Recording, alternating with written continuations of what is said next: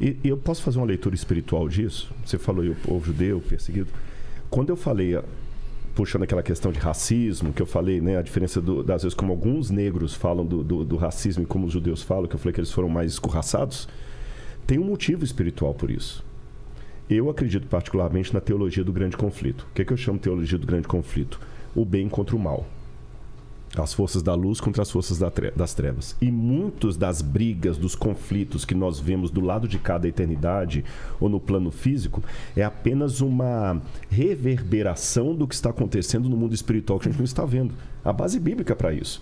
Por exemplo, o profeta Daniel, quando ele estava na Babilônia lá, naquele desespero, o povo vai ser liberto, não vai ser liberto, veio o anjo e falou assim, não, eu fiquei lutando contra o rei da Pérsia, até que veio Miguel e me ajudou. Ele estava vendo aqui políticos brigando, mas o anjo mostrou que havia forças do mal também.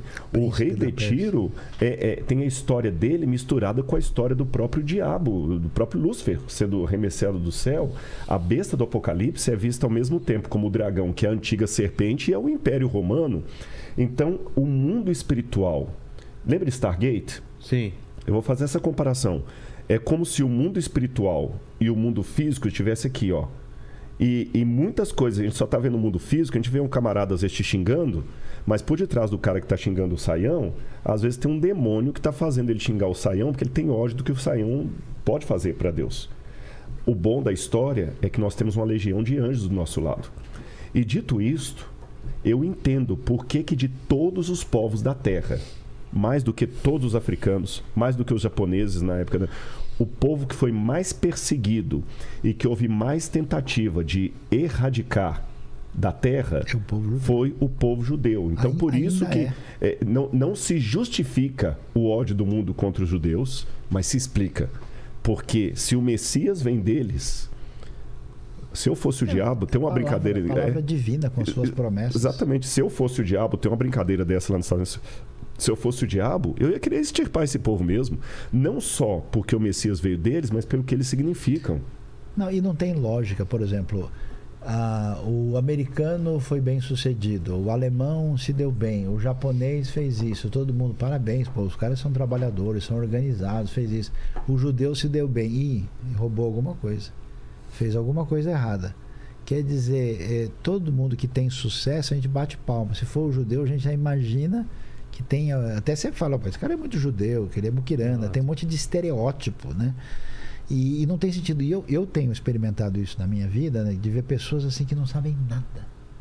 Nunca foram para Israel, nunca encontraram um judeu. E gratuitamente ele diz, eu não sei porquê, eu tenho uma raiva desse pessoal. Isso não tem sentido.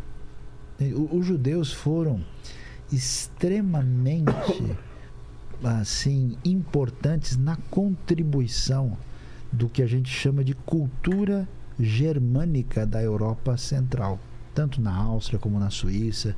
Você tem muitos expoentes da filosofia contemporânea, Baruch Spinoza, da música diversa, e eles tiveram uma importância significativa, e de repente os caras têm que exterminar essas pessoas.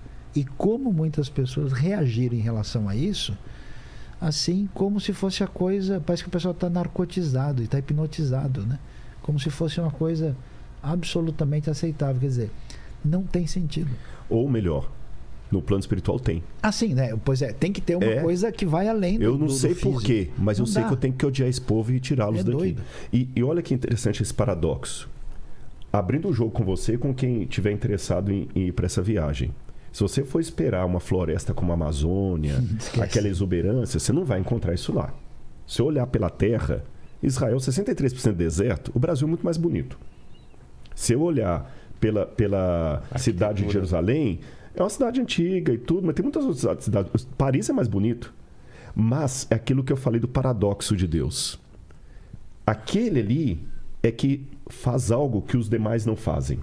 Aquele povo, que ao mesmo tempo é um povo sem a cultura dos gregos, sem a arquitetura dos romanos, sem o dinheiro, sem o ouro do Egito, é o povo que todo mundo quer amar ou odiar. Aí, quando eu pego o produto daquele povo, chamado Bíblia Sagrada, e deixa-me colocar uma notinha de rodapé, produto daquele povo no sentido de, através daquele povo, o Espírito Santo nos deu a Bíblia. Porque, com provável exceção para Lucas, todos os outros eram judeus. Então, esse livro é uma miniatura de tudo isso que a gente falou dos judeus.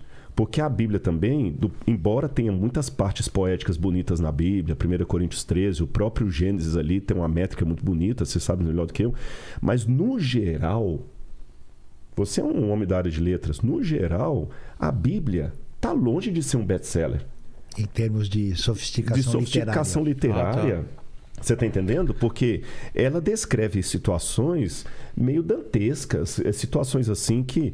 Porque o que é um clássico? Um clássico, ele tem que ter, assim, beleza e leveza até na hora de descrever um massacre. A Bíblia não tem isso. Tem expressões chulas.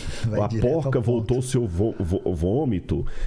Nossa justiça é como pano sujo de sangue de menstruação. A mulher, a concubina que foi esquartejada. É Davi que mata o Golias porque corta a cabeça dele. Ele conta a história de um povo que errou, fez exatamente. Que o herói vai lá e pega a mulher do principal soldado dele e depois manda matar o cara ainda. Agora, esse livro, com todos esses defeitos, produz uma coisa, à semelhança de Jerusalém, sim, que nenhum outro livro do mundo produziu. Assim como eu falei, nenhum povo foi tão perseguido e destruído como os judeus, nenhum livro foi tão hostilizado e proibido como a Bíblia. Aí vem o paradoxo. Porque se ele é um livro com tantos defeitos, não era para ameaçar ninguém. E as pessoas, nenhum especialista em Shakespeare tem coragem de virar mártir por sua interpretação do Hamlet. Mas eu encontro um monte de pessoas que deram a vida pela interpretação bíblica para segurar esse livro que está com a gente até hoje. Por isso que eu até puxei a questão do hebraico. Dali até aqui.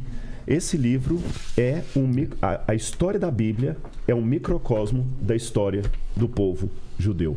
É um livro que, por alguma razão, todo mundo tentou destruir ou morrer por ele.